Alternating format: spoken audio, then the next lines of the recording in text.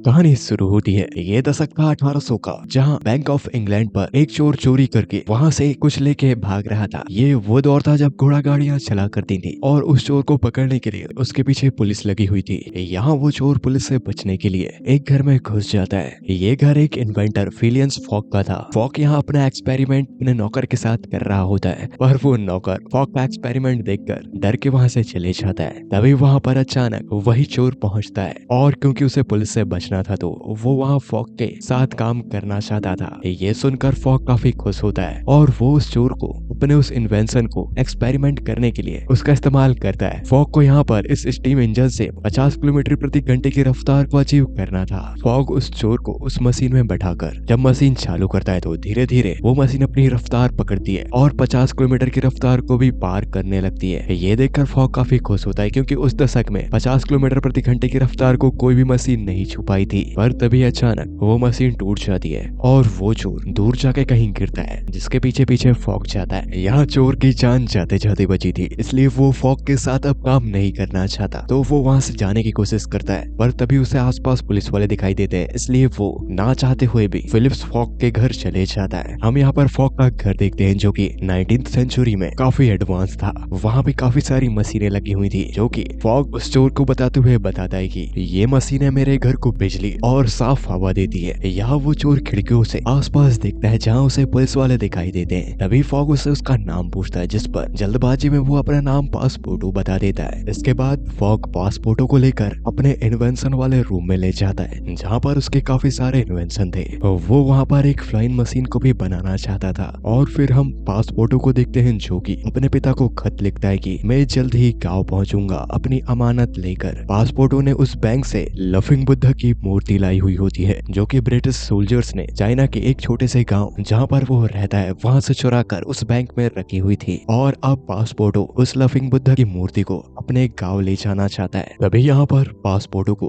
Fock कहता है कि मेरे करामाती जूते तैयार करो, हमें रॉयल एकेडमी ऑफ साइंस के लिए जाना है। इसके बाद हम रॉयल एकेडमी ऑफ साइंस में देखते हैं, जहाँ पर रॉयल एकेडमी ऑफ साइंस के हेड लॉर्ड कैल्विन इंग्लैंड की उस बैंक पे हुई चोरी के कारण परेशान थे, क्योंकि इन लोगों ने ही उस लफिंग बुद्धा को चाइना के उस गांव से चुराया हुआ होता है। और यहाँ पर लॉर्ड कैल्विन से मिलने एक चाइनीज लेडी आती है। उस चाइनीज लेडी ने लफिंग बुद्धा के बदले लॉर्ड कैल्विन से ब्रिटिश सेना की मांग की थी, पर क्योंकि वो अब चोरी हो गई है तो वो चाइनीज लेडी लॉर्ड कैल्विन से कहती है कि मेरे एजेंट जल्द ही उस मूर्ति को ढूंढ लेंगे। इसके बाद हम फॉक को देखते हैं जो अपने करामाती जूते और पासपोर्टों के साथ रॉयल एकेडमी ऑफ साइंस तक जा रहा था। यहाँ फॉक की मुलाकात कैल्विन से होती है। कैल्विन फॉक के इन्वेंशनों से जला करता था। फॉक रॉयल एकेडमी में मौजूद सारे साइंटिस्टों से कहता है कि मैंने आज ये प्रूफ कर लिया कि कोई भी इंसान 50 किलोमीटर प्रति घंटे की रफ्तार से बिना जान मान के नुकसान की उस गति की रफ्तार से चल सकता है। जिस पर लॉर्ड कैल्विन फॉक की बात काटते हुए कहता है कि अभी हाल ही में इंग्लैंड में जो चोरी हुई है, क्या तुम उसके बारे में बता सकते हो कि वो चोर तुम्हारी कैलकुलेशन के हिसाब से अभी कहाँ पहुँच गया होगा। जिस पर फॉक कैलकुलेट करके बताता है कि उसे चाइना तक पहुँचने में करीब 1 महीना लग जाएगा। जिस पर कैल्विन के साथ ही फॉक का मजाक उड़ाते हुए कहते हैं कि फॉक की कैलकुलेशन के हिसाब से तो फिर वो चोर पूरी दुनिया का चक्कर 2 हफ्तों में ही लगा लेगा। जिस पर फॉक कहता है कि नहीं, उसे अगर पूरी दुनिया का चक्कर लगाना है तो उसे 80 दिन लग जाएंगे।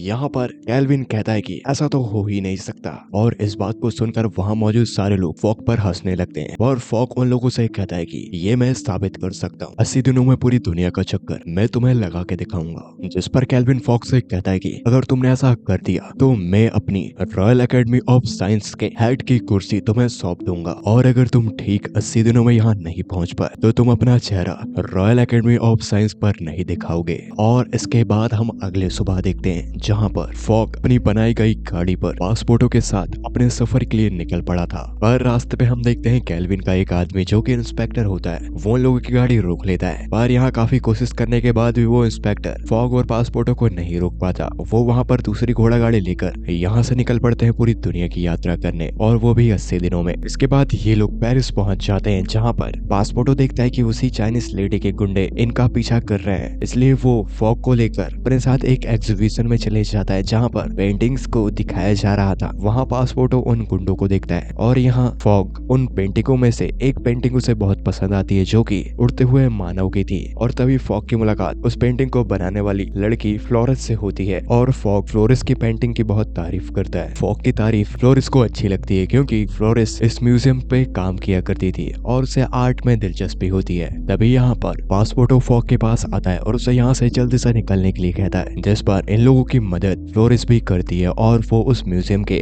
पीछे वाले रास्ते से इन लोगों को वहाँ से निकाल लेती है। और फ्लोरिस फॉग से कहती है कि तुम मुझे अपने साथ ले चलो, मैं यहाँ पे फंस चुकी हूँ और अब मैं अपनी आर्ट को और डिस्कवर करना चाहती हूँ तुम्हारी यात्रा के साथ साथ। तभी पासपोर्टो फॉग को बलून दिखाते हुए कहता है कि हमें शेड्यूल के हिसाब से उससे चलना चाहिए और वो तेजी से उस बलून के पास चले जाते हैं। पर यहाँ पर फॉग के पैसों का बैग एक बूढ़ी औरत ले लेती है, जिसे लाने के लिए पासपोर्टो उस बलून से नीचे आकर उस बूढ़ी औरत से बैग ले लेता है। ये काफी लंबा सीन होता है जहाँ पर पासपोर्टो उस बलून से लटकते हुए पूरी न्यूयॉर्क सिटी के ऊपर नीचे होता रहता है और फिर फॉग, फ्लोरिस और पासपोर्टो पेरिस से आगे बढ़ चलते हैं। अब ये उस बलून को छोड़कर एक ट्रेन पे थे जहाँ पर फॉग फ्लोरिस से कहता है कि हम तुम्हें कहाँ छोड़े, पर फ्लोरिस फॉग के साथ चलना चाहती है। इस बात से नाराज होकर फॉग वहाँ से चले जाता है। तभी फ्लोरिस पासपोर्टो से कहती है कि तुम फॉग को उल्लू क्यों बना रहे हो, वो चोर तो तुम्हें काफी अच्छे से जानते थे और तुम फ्रेंच भी नहीं हो।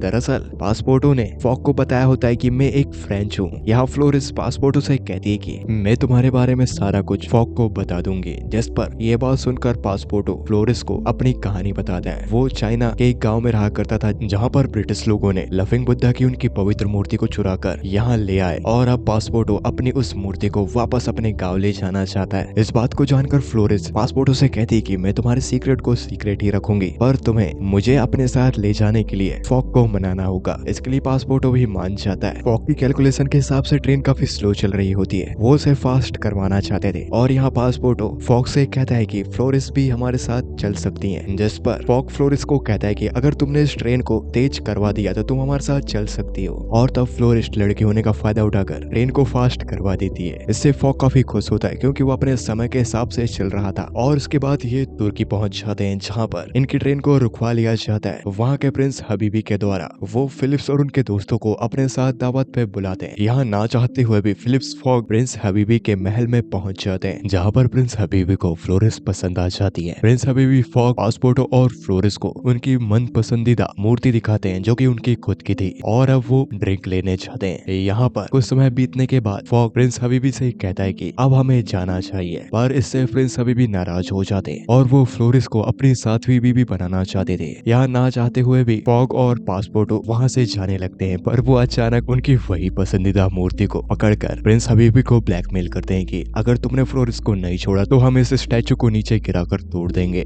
इस बात को सुनते ही प्रिंस हबीबी फ्लोरिस को उनकी तरफ जाने के लिए कहते हैं और वो एक टेंट के अंदर चले जाते हैं, पर यहाँ पर फिलिप्स से वो स्टैचू गिर जाता है और वो टूट जाता है और स्टैचू के टूटते ही फॉग, फ्लोरिस और पासपोर्टो वहाँ से तेजी से भाग जाते हैं। दूसरी ओर कैल्विन को पता चल जाता है कि फॉग के साथ जो आदमी है उसी ने इंग्लैंड की बैंक से ग्रेट बुद्धा की मूर्ति को चुराया है। इस बात को जानने के बाद कैल्विन अपने आदमी से पूछता है कि फिलिप्स फॉग अब कहाँ पर है, जिस पर उसे पता चलता है कि वो इंडिया पे है। ये बात को सुनते ही कैल्विन कहता है कि इंडिया में हमारा राज्य है तो वहाँ पर फिलिप फॉग और उस चोर के पोस्टर छपवा दो, वो वहाँ से बाहर नहीं जाना चाहिए। दूसरी ओर हम फॉग, पासपोर्टो और फ्लोरिस को देखते हैं जो कि इंडिया में एक ट्रेन में बैठकर आगे बढ़ रहे थे, जहाँ पासपोर्टो अपनी कहानियां सुना रहा होता है बच्चों को। तभी अचानक ट्रेन रुकती है। जब पासपोर्टो बाहर देखता है तो उसे वहाँ पर अपने और फॉग का पोस्टर दिखाई देता है, जिस पर पासपोर्टो फॉग को कहता है कि यहाँ की पुलिस हमें पकड़ना चाहती है, उन्हें लगता है कि हमने इंग्लैंड से कुछ चुराया है। ये बात को सुनकर फॉग पासपोर्टो से कहता है कि ये जरूर लॉर्ड कैल्विन की चाल होगी, हमें 80 दिनों में सफर पूरा ना करने देने के लिए वो ऐसे ही हरकतें करेगा।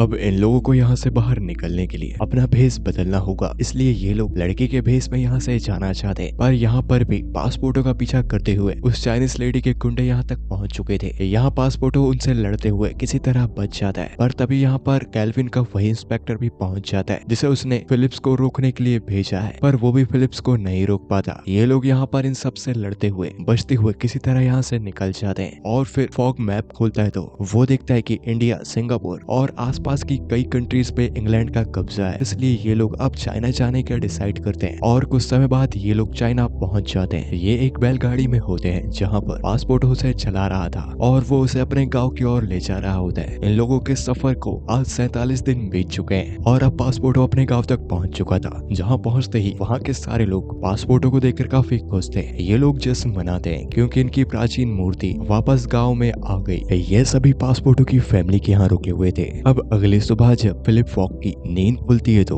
वो जिस कमरे में सोया था वहाँ पर पासपोर्टों की उसके परिवार के साथ पुरानी फोटोज थी। वो ये देखकर समझ जाता है कि पासपोर्टों ने उसे धोखा दिया और जब फॉक पासपोर्टों के पास जाता है तो पासपोर्टो फॉक से कहता है कि मिस्टर फॉक, मैं आपको यह सब बताने ही वाला था। पासपोर्टो फॉक से कहता है कि मैंने इंग्लैंड पे चोरी की, पर मैंने किसी सुना या फिर कोई पैसे की चोरी नहीं की। मैंने ग्रेट बुद्धा लाया जो कि हमारे पास से चुराया गया था। पासपोर्टो का साथ देते हुए फ्लोरिस भी उसके साइड लेती है। वो फॉक से कहती है कि इसके अलावा पासपोर्टो के पास और कोई रास्ता नहीं था। पर यह सब जानने के बाद फॉक पासपोर्टो और फ्लोरिस से कहता है कि तुम दोनों ने मेरा इस्तेमाल किया। इतना कह के वो वहाँ से चले जाता है और जब पासपोर्टो फॉक के पीछे जाता है तो वहाँ पर वही इविल चाइनीज लेडी के आदमियों ने फॉक को पकड़ रखा था और फिर वो लोग इन तीनों को कैद करके रखते हैं। और यहाँ पर जब उन लोगों का लीडर आता है तो वो पासपोर्टो को छोड़ने को कहता है और फिर ये लोग आपस में लड़ते हैं। तभी यहाँ पासपोर्टो की मदद करने और उसके साथ ही निंजास आते हैं जो कि एक एक करके इन लोगों को मार रहे थे और काफी लंबी फाइट होने के बाद ये लोग उन्हें हरा देते हैं। और पासपोर्टो उनके लीडर को नहीं मारता।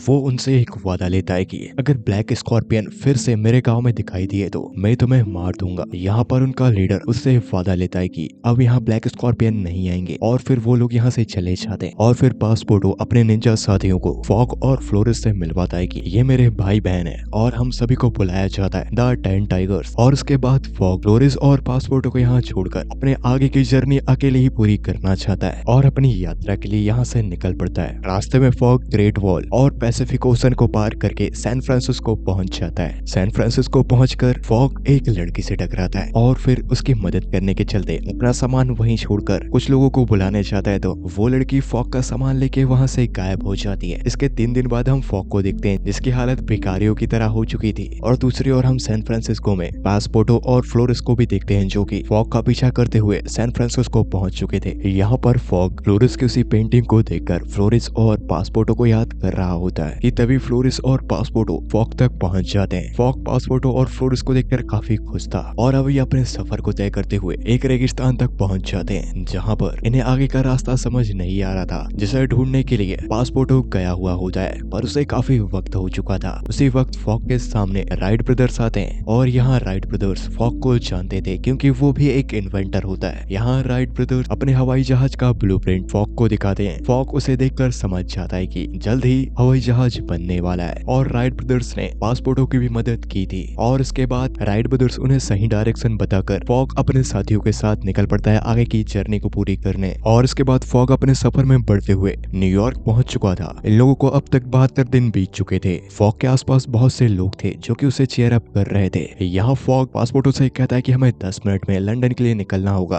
तभी हम ठीक समय पे पहुंच पाएंगे। पर तभी अचानक वही चाइनीज इविल लेडी इन तक पहुंच जाती है। वो अपने आदमियों के साथ इन पर हमला कर देती है। ये लोग उससे किसी तरह बच तो जाते हैं पर इनकी शिप छूट जाती है। और यहाँ पर फॉक पासपोर्टो से कहता है कि हम अभी भी अगर शिप से निकलते हैं तो फिर भी हम सही समय पर नहीं पहुंच पाएंगे, हम लेट हो चुके हैं। जिस पर पासपोर्टो फॉक को मोटिवेट करता है और कहता है कि हमें चलना तो चाहिए, चाहे कुछ भी हो जाए, हमें हमारी जर्नी पूरी करनी है। तो फॉक पासपोर्टो की बात मानकर यहाँ से निकल पड़ते हैं। ये फिर हमें अटलांटिक ओशन में दिखाए जाते हैं जहाँ पर ये एक शिप में बैठकर आगे बढ़ रहे थे। पर यहाँ फॉक समय को देखकर ये समझ जाता है कि वो लोग इस शिप से सही समय पर अपनी यात्रा को पूरी नहीं कर पाएंगे। तो वो यहाँ पर हमेशा से जो सोचा करता था कि वो एक प्लेन बनाएगा, तो वो उस पर काम करना चाहता है जिसमें उसकी मदद इस शिप के क्रू और कैप्टन भी करेगा। और अब यहाँ फॉग अपने डिजाइन और शिप के बचे कुछ सामानों से उस हवाई जहाज को बनाने लग जाते हैं। काफी दिनों की मेहनत और लोगों की मदद से फॉग ने उस जहाज को बना तो लिया था। अब बारी थी उसके उड़ने की। आज 80 दिन पूरे हो चुके थे पर अब भी फॉग के पास 5 घंटे 54 मिनट बाकी होते अपने सफर को पूरा करने के लिए। यहाँ पर ये लोग प्लेन को उड़ाने के लिए गति का इस्तेमाल करके उसे बहुत ही रफ्तार से आसमान की ओर फेंक देते हैं, जहाँ पर पंख होने की वजह से फॉग का यह आविष्कार काम कर रहा था। वो उड़ रहा होता है। ये देखकर फॉग काफी खुश होता है और ये कुछ ही देर में लंदन के ऊपर पहुंच जाते हैं जहाँ पर अब इन्हें लैंडिंग करनी थी। और तभी अचानक इनका प्लेन डिसबैलेंस होने लगता है और वो अब क्रैश होने वाला था। और उस प्लेन को लंदन के ऊपर आसमान में उड़ता हुआ वहाँ का हर एक नागरिक देख रहा था। और अब बारी थी उस प्लेन को लैंड करने की। वो प्लेन सीधा जाकर रॉयल एकेडमी ऑफ साइंस में लैंड करता है जहाँ पर सभी लोग फॉग को वहाँ देखकर काफी खुश थे। और फॉग ने 80 दिनों में पूरी दुनिया का सफर तय कर लिया और लॉर्ड कैनविन की जगह फॉग को दे दी जाती है। और फॉग के जीतने के साथ ये कहानी यहीं पर समाप्त हो जाती है। उम्मीद करता हूँ आप लोगों को ये कहानी पसंद पसंद आई होगी। मैं हर्ष आगे जल्द ही मिलता हूँ आप लोगों से किसी नई वीडियो में, तो भूलना मत दोस्तों।